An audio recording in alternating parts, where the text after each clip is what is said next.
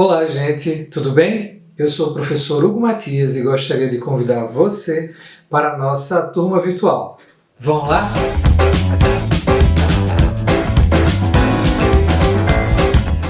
Olá, gente, tudo bem? Estamos aqui para mais uma aula.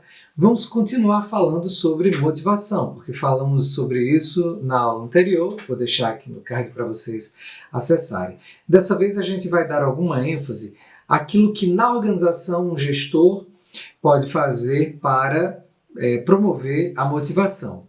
Ok, gente? Então vamos lá?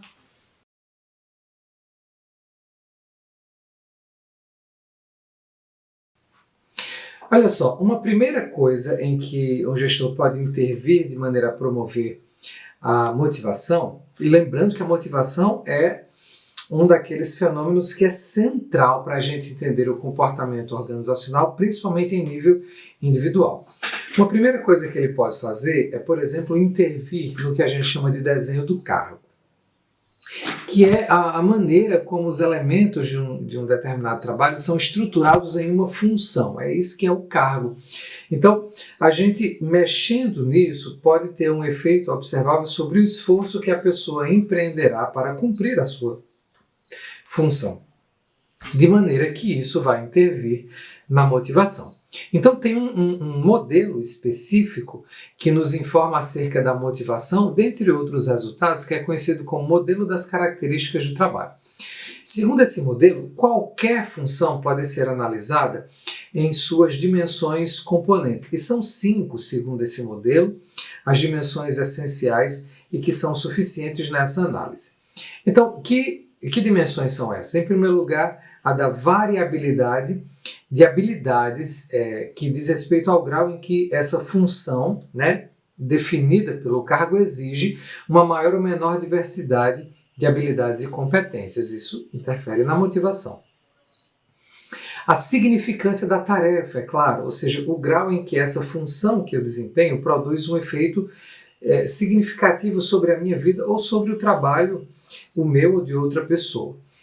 O grau a unidade da tarefa, que diz respeito ao grau em que essa função produz um resultado tangível, concreto, palpável e induz a pessoa a pensar no seu trabalho como sendo algo que tem um começo, meio e fim, por assim dizer, uma unidade. A autonomia, a quarta dimensão, é o grau em que aquela função que eu desempenho exige liberdade e independência de mim no meu trabalho. E por fim, feedback, o retorno, que é o grau em que o trabalho que eu realizo nessa determinada função, ele gera informação sobre o meu próprio desempenho. Então, nesse modelo, eu tenho essas dimensões que vão interagir com certos estados psicológicos. Por exemplo, a variabilidade, a identidade e a significância interagem com essa experiência psicológica segundo a qual um trabalho tem um significado para mim. A autonomia interage vamos dizer assim, na psicologia individual com a percepção de responsabilidade. E o feedback, o retorno, ele vai interagir com um processo psicológico que é, na verdade, o conhecimento, a percepção dos resultados.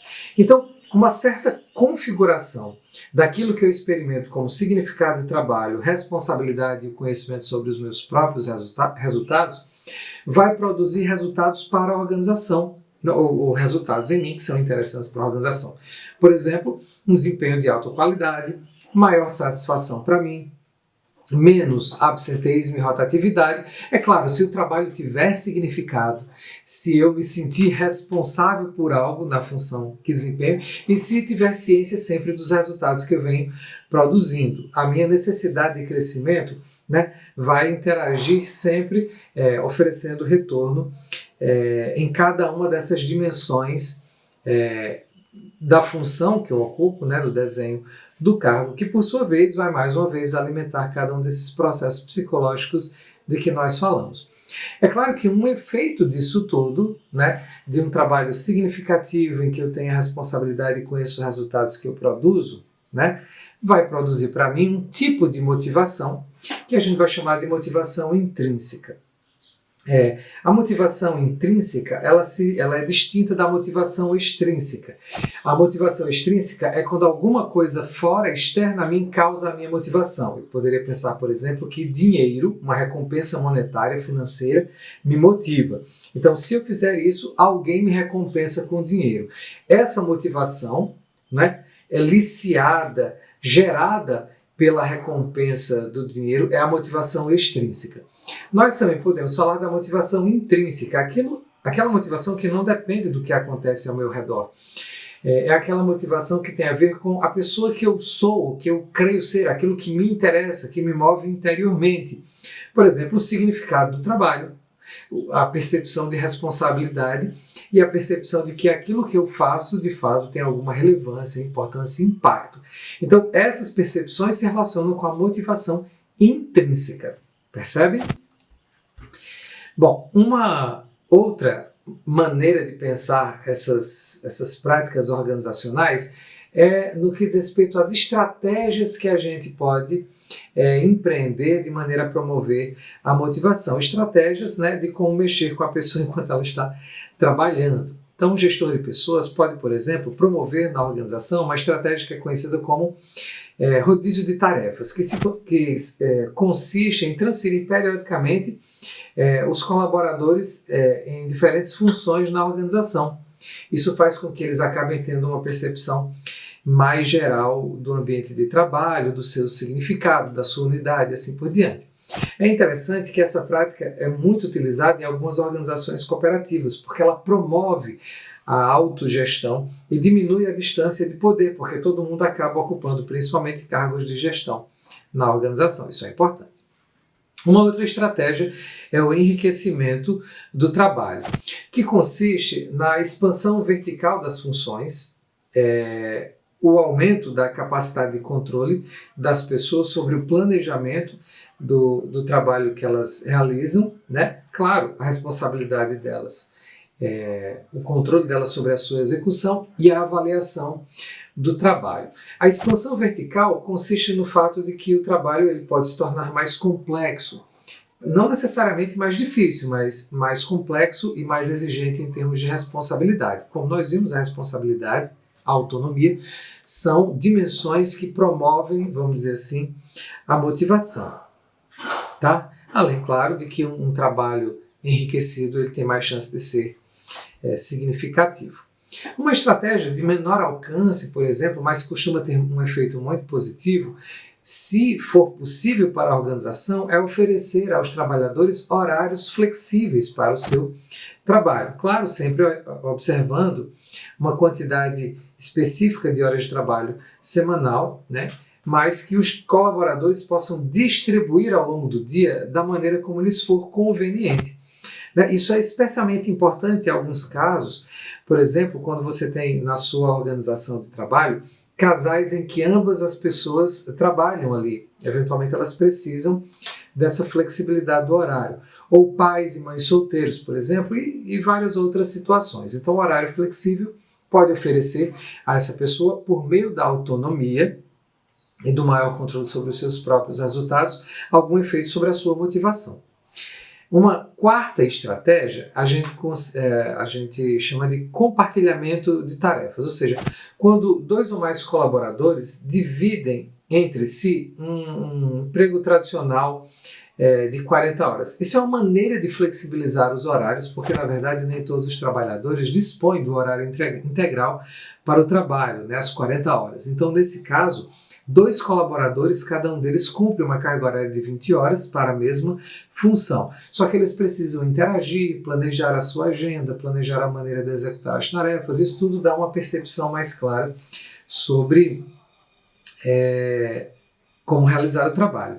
Vejam que isso é muito importante para os mesmos casos que a gente acabou de citar, em que eventualmente é interessante a flexibilização de horários, ou para pessoas que precisam apenas de alternativas de emprego e renda. Tem muitas pessoas muito capacitadas que estão sob essa condição, e quando a organização cria essas oportunidades, acolhe pessoas muito motivadas para o mercado de trabalho.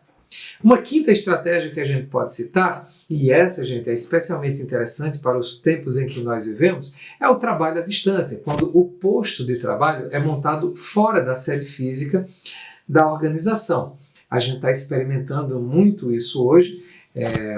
Eu, por exemplo, estou gravando aula justamente porque o trabalho está sendo remoto. Então, tem principalmente 3 indicações em que o trabalho à distância pode promover, né, uma experiência interessante e motivadora no trabalho. Quando, por exemplo, o seu trabalho envolve o tratamento rotineiro de informação. Quando as suas atividades são móveis, você precisa trabalhar viajando e assim por diante, né? E quando as tarefas são muito especializadas e relacionadas com o campo do conhecimento.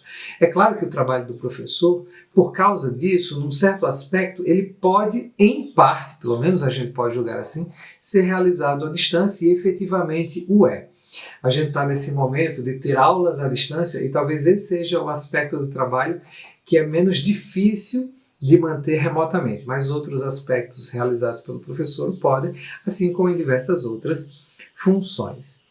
Tá? Então, vamos lá. Eu queria mostrar aqui a vocês uma ilustração de outros fatores que podem eventualmente nos ajudar a entender coisas que podem interferir no trabalho com a nossa motivação. O primeiro grupo dessas coisas são os recursos materiais. Eles favorecem ou desfavorecem o alcance dos objetivos, da percepção de justiça, claro, a maneira como os recursos são distribuídos, né? E isso influencia a motivação. Também as condições ambientais de iluminação, de ventilação, temperatura, tudo isso vai interferir na nossa atenção e, por conseguinte, também na nossa motivação. E o contexto social. O apoio social e o retorno, o feedback podem reduzir a sensação de isolamento que desfavorece, né, a motivação. Então, gente, um outro aspecto em que a gente pode intervir de maneira a promover a motivação é o envolvimento do colaborador, né? Por exemplo, em processos em que a gente estimula a participação desses colaboradores, de maneira, inclusive, a aproveitar as suas competências no processo de administrar. Isso faz com que os colaboradores incrementem o seu próprio comprometimento com a organização. 2 programas muito conhecidos são a gestão participativa e a gestão por representação. A gestão participativa é quando os próprios colaboradores, de maneira geral, participam, né? Partilham o poder de tomar decisões com os gestores. E os programas de participação por representação é quando os colaboradores elegem um representante que fará isso. O primeiro programa, a gestão participativa, é muito semelhante à ideia de autogestão em cooperativas e tem um impacto moderado, apenas moderado na motivação. A gestão ela tem várias outras vantagens, mas no que diz respeito à motivação, ela promove, mas de maneira limitada. A participação por representação, ela tem impacto praticamente nulo na motivação dos colaboradores. Tá? Uma outra coisa que a gente pode pensar como podendo contribuir na motivação é a maneira como a recompensa é planejada e distribuída na organização. Nós podemos pensar em 4 fatores que estão envolvidos aí na maneira como a recompensa produz motivação. A primeira é no que diz respeito à estrutura de remuneração da organização, né? Tem a ver com estabelecer níveis de remuneração. E isso leva em conta o valor relativo do trabalho, né? Dentro da organização, entre os diferentes tipos de trabalho e em comparação ao ambiente externo à organização, ou seja, quanto é pago às pessoas que desempenham a mesma função semelhante na minha organização e na organização em outra organização.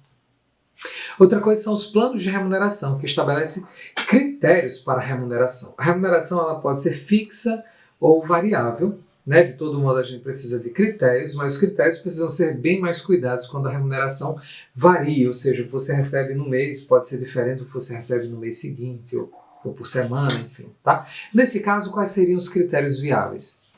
Um outro fator são os benefícios, quando a gente também distribui outras vantagens que são oferidas pelos colaboradores na organização por meio do seu trabalho.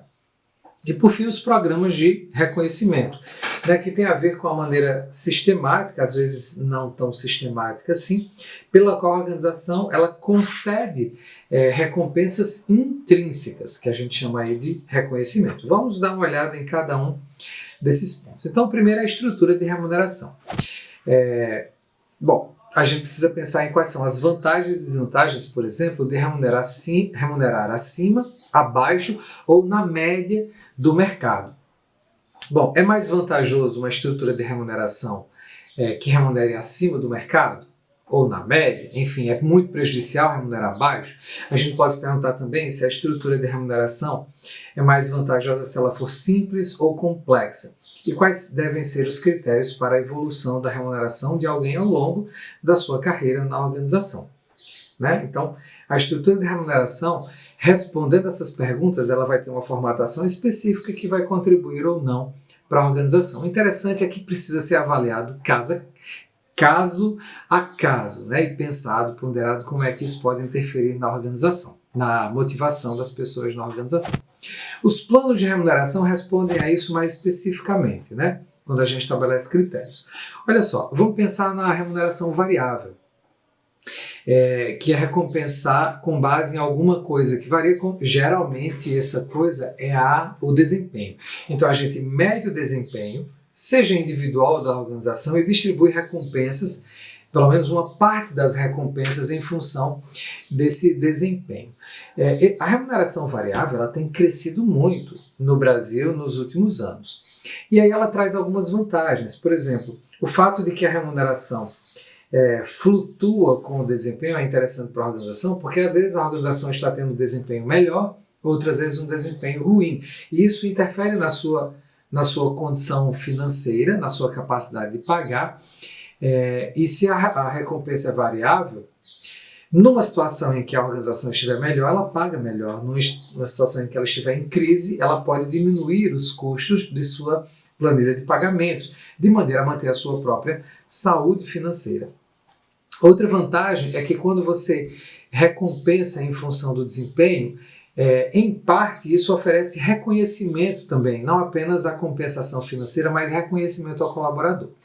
Agora tem desvantagens. Por exemplo, é muito mais difícil gerir a recompensa num sistema variável do que num sistema fixo. E outra coisa é que nem sempre os colaboradores enxergam a relação entre recompensa e desempenho, de maneira que isso pode produzir neles a percepção de injustiça organizacional que prejudica, em vez de ajudar a motivação. Existem vários tipos de planos de remuneração. Por exemplo, a remuneração por unidade produzida. É quando você recompensa segundo um determinado produto que é produzido em unidade. Pense, por exemplo, em alguém que trabalha numa fábrica de sapato e pode ser pago pela quantidade de sapatos que produz. Nem todos os tipos de trabalho permitem esse plano de remuneração, como deve ser óbvio para a gente perceber. Outro plano de remuneração é com base no mérito, né? Quando as pessoas vão conseguindo salários maiores a partir das conquistas que vão realizando. É claro que isso depende da validade, da fidedignidade, da maneira como a gente avalia o desempenho. Precisa ser bem precisa a medição. E depende também da capacidade da organização de conceder esses aumentos, né? A capacidade de pagar. Nem sempre ela tem essa capacidade. Lembrem que o fator economia pode ser limitante. Outra coisa é que no Brasil os sindicatos costumam oferecer muita resistência aos programas que recompensam pelo mérito, porque acaba havendo distinção de salários entre pessoas na mesma função, né? Porque uma tem mais méritos do que a outra, uma trabalha melhor, tem melhor desempenho do que a outra. Existe um outro plano que é a remuneração por bônus. O bônus é uma coisa que o seu salário pode ter ou não, depende, vamos dizer assim, do desempenho recente. É diferente do programa que a gente acabou de falar, em que o seu salário vai aumentando. O bônus você pode ter e não ter. Pode ter nesse mês, não ter no outro, ter nesse ano, não ter no outro. É interessante porque o desempenho recente acaba mantendo a motivação do colaborador. Por outro lado, fica mais sujeito a cortes muito drásticos, né? E as pessoas acabam fazendo expectativas sobre o bônus também. Isso pode afetar negativamente a motivação. Nós temos um outro tipo de plano, que é a remuneração por recompensa, por competência. Então, a pessoa vai sendo paga à medida em que ela vai desenvolvendo mais competências, né? Diversificando, por exemplo. Isso geralmente está atrelado a programas de desenvolvimento das pessoas nas organizações. As pessoas são treinadas, são capacitadas e, na medida em que são bem-sucedidas nesses programas, também vão tendo um aumento salarial. O problema é que, às vezes, a pessoa atinge o ápice do seu desenvolvimento, não tem mais competências relevantes para adquirir, então ela vai acabar ficando estagnada na sua remuneração. Isso pode ser ruim. Por outro lado, os colaboradores que passam por esses programas acabam desenvolvendo um entendimento muito melhor das suas funções. Outro plano de remuneração é o programa de participação nos lucros. Isso costuma ter um efeito muito grande sobre a atitude dos colaboradores em relação à organização e ao trabalho. Existe o que a gente chama de programas de melhorias, quando você tem na base de cálculo para distribuir aumentos salariais, por exemplo, o aumento de produtividade geral da organização. Tá? Então você tem uma melhoria na organização geral devido ao trabalho, você remunera o trabalho por isso. E um outro tipo de plano de remuneração que é a participação acionária dos funcionários, né? Em que com uma determinada base de cálculo, que pode ser qualquer uma, você utiliza para distribuir ações entre os colaboradores. Tá? E você tem também na participação acionária algo semelhante ao que acontece nas cooperativas, porque nas sociedades as pessoas acabam sendo donas do negócio. Olha só, tem os benefícios. Os benefícios concedidos, eles podem ser flexíveis também, né? Isso concorda inclusive com a teoria da expectativa, né? Os planos de benefícios flexíveis podem ser, por exemplo, planos modulares. Você tem módulos de benefícios, são pacotes de benefícios que as pessoas escolhem segundo as suas necessidades ou segundo as suas preferências. Isso é interessante, flexibiliza a coisa. Os planos nucleares, né? Você tem um núcleo fixo de benefícios e um conjunto de outros benefícios que podem ser adicionados, né, ao seu plano específico de benefícios, mais uma vez em função dos seus interesses e necessidades. Você tem os planos de crédito, em que a organização distribui uma quantidade X de créditos pelos quais os colaboradores vão acessar benefícios e com esses créditos eles escolhem os benefícios que em um determinado momento forem mais interessantes para eles. Os programas de reconhecimento são muito importantes e muito variados. Nós temos desde iniciativas informais, como simplesmente um gestor dizer parabéns para alguém, até programas mais formais, como o funcionário do mês, por exemplo. A vantagem é que eles podem ser muito baratos financeiramente, mas produzem motivação de longo prazo, simplesmente reconhecer que alguém fez um trabalho e fez bem. Agora, a desvantagem é que isso pode ser manipulado pelas preferências dos gestores por um determinado colaborador em detrimento de outro. Enfim, nem sempre é fácil aplicar para um grupo grande de tipos de trabalhos e podem gerar percepção de injustiça, mas eles têm um efeito muito drástico, forte e duradouro. Gente, eu espero que tenham entendido aí todas essas medidas possíveis, espero que tenham gostado da aula. Se gostaram, não esqueçam de deixar o like e até a próxima, tá bom?